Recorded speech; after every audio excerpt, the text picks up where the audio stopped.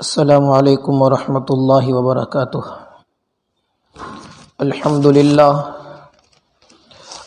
للہ کفا وسلام علی عبادہ الذین اصطفى، اما بعد فاعوذ باللہ من الشیطان الرجیم، بسم اللہ الرحمن الرحیم۔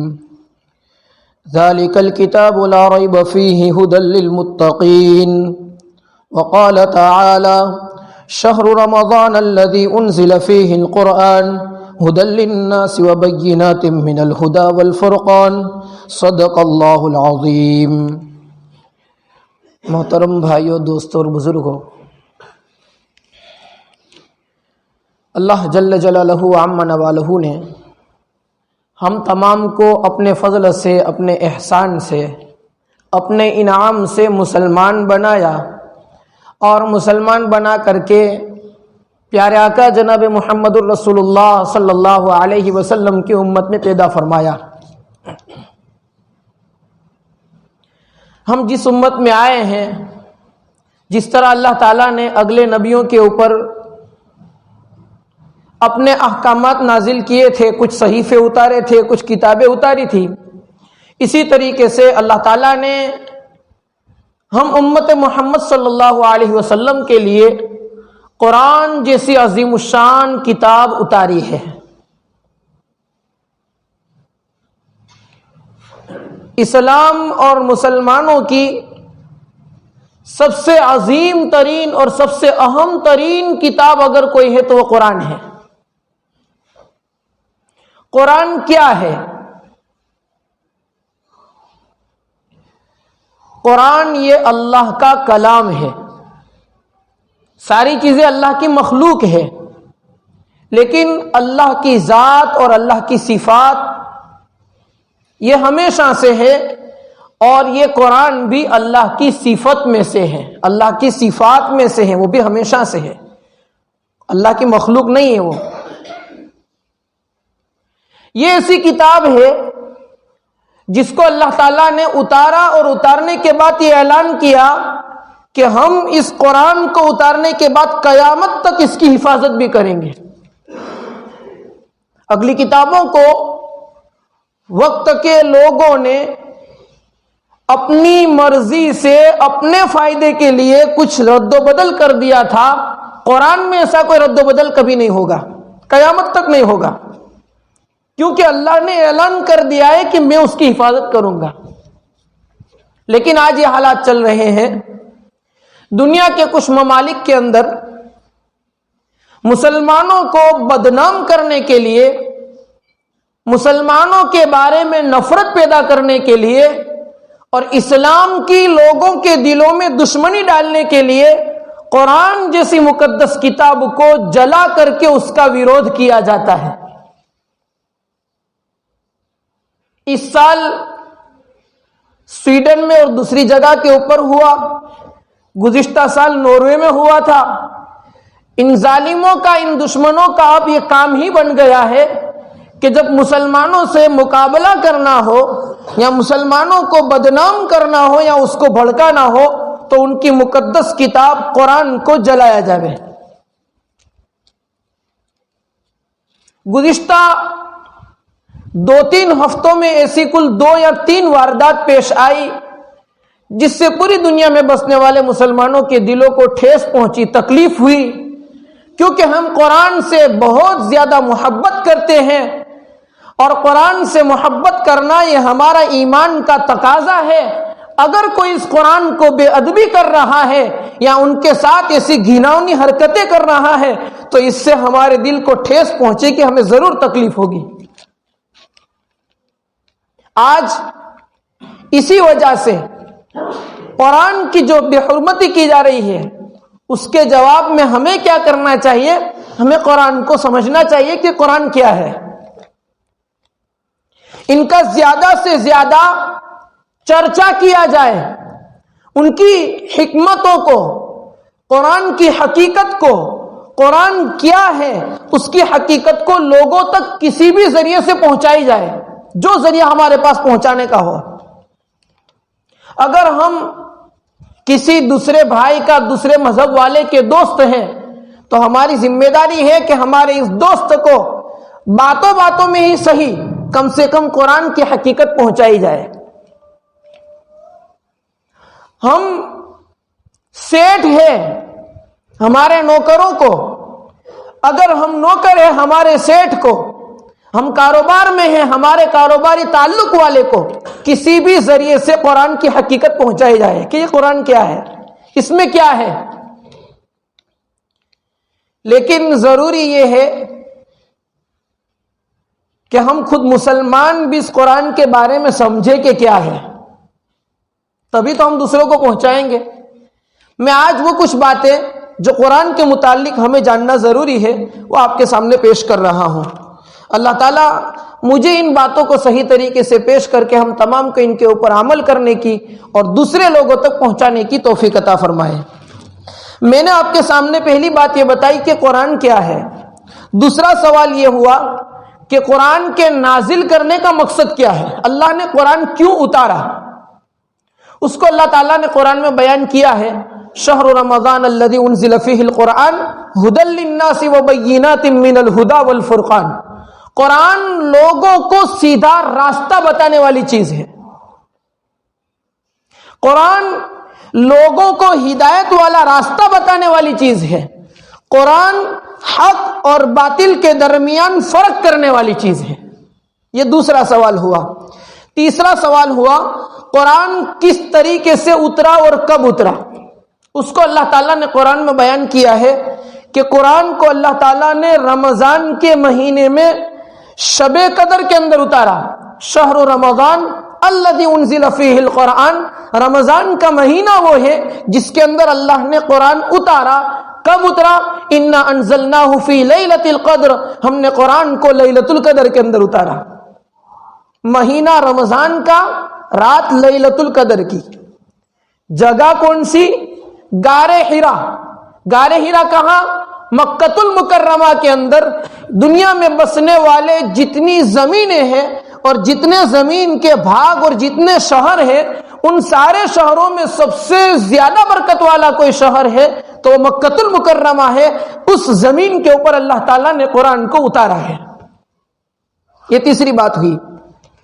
کس طریقے سے اترا وہ تو ہم سب جانتے ہیں کہ اللہ کے نبی صلی اللہ علیہ وسلم جب غار حرا میں تھے تو اللہ تعالیٰ کے حکم سے حضرت جبرائیل علیہ السلام آسمان پر سے آئے تھے اور اللہ کے نبی صلی اللہ علیہ وسلم پر سب سے پہلی وحی سورہ علق اقرأ بسم ربک الذی خلق خلق الانسان من علق والی جو صورتیں ہیں وہ صورتیں سب سے پہلے اللہ کے نبی صلی اللہ علیہ وسلم پر اتری.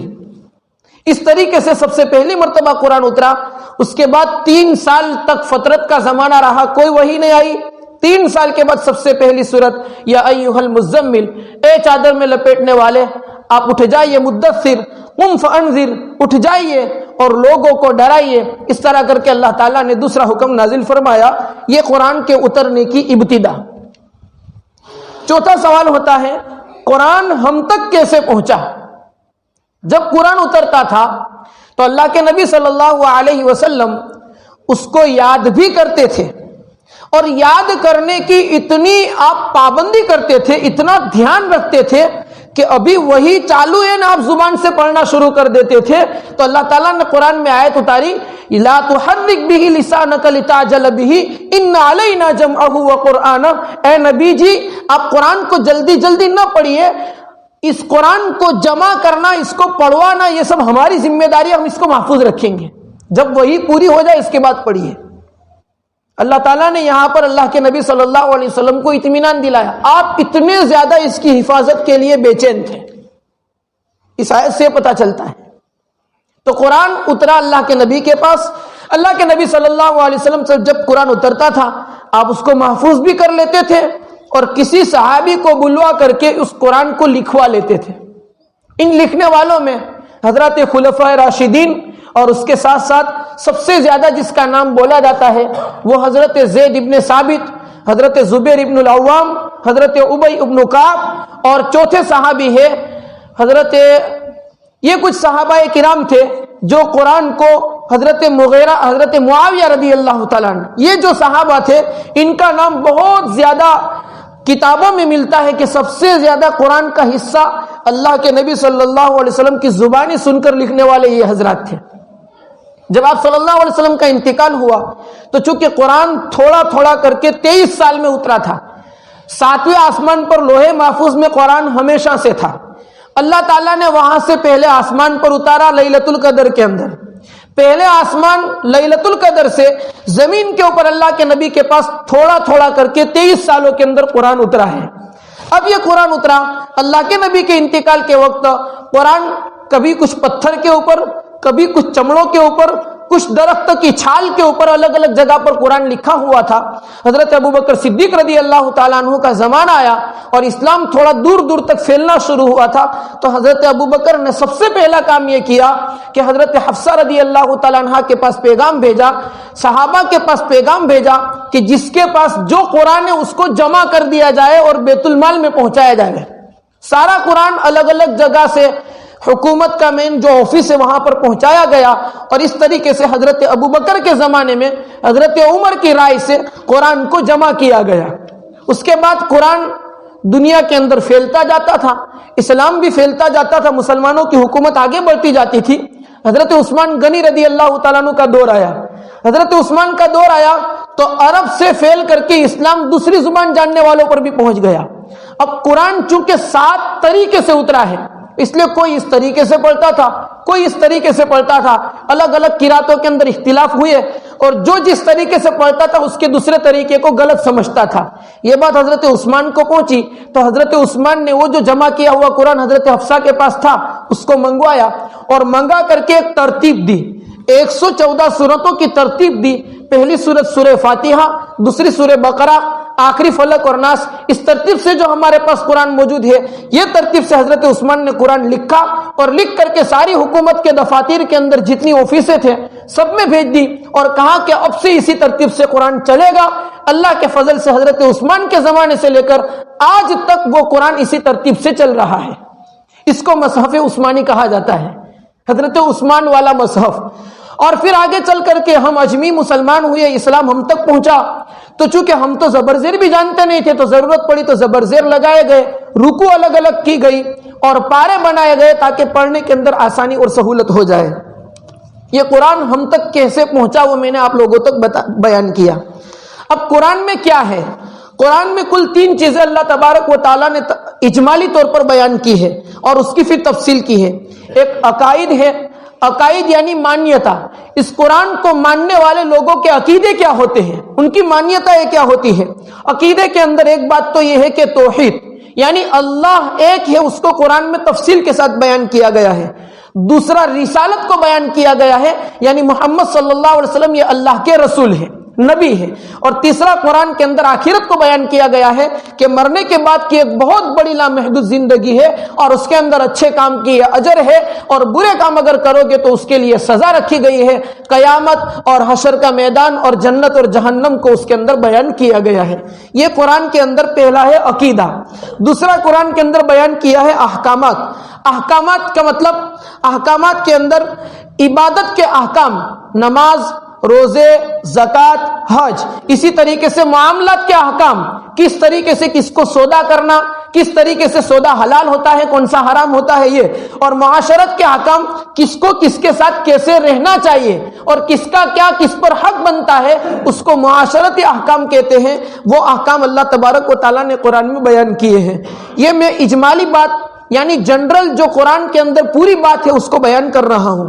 اور تیسرا قرآن کے اندر جو تیسرا بھاگ قرآن کے اندر زیادہ پڑھا گیا ہے، آیا ہے، وہ ہے قصے، یعنی اگلی امتوں کے قصے، جنہوں نے اچھے کام کیے ان کو اللہ نے دنیا میں کیا انعام دیا اور وہاں کیا انعام دیں گے، وہ قصے ہیں۔ اور جنہوں نے برے کام کیے ان کے ساتھ اللہ نے دنیا میں کیسا معاملہ کیا، وہاں ان کے ساتھ کیسا معاملہ ہوگا، یہ اللہ تعالیٰ نے قرآن میں بیان کیا ہے۔ تو یہ کل قرآن کے اندر بیان کی گئی باتیں 3، عقائد، احکام اور قصے۔ اب ایک آگے سوال ہوتا ہے کہ قرآن کے کل کتنے حق ہیں؟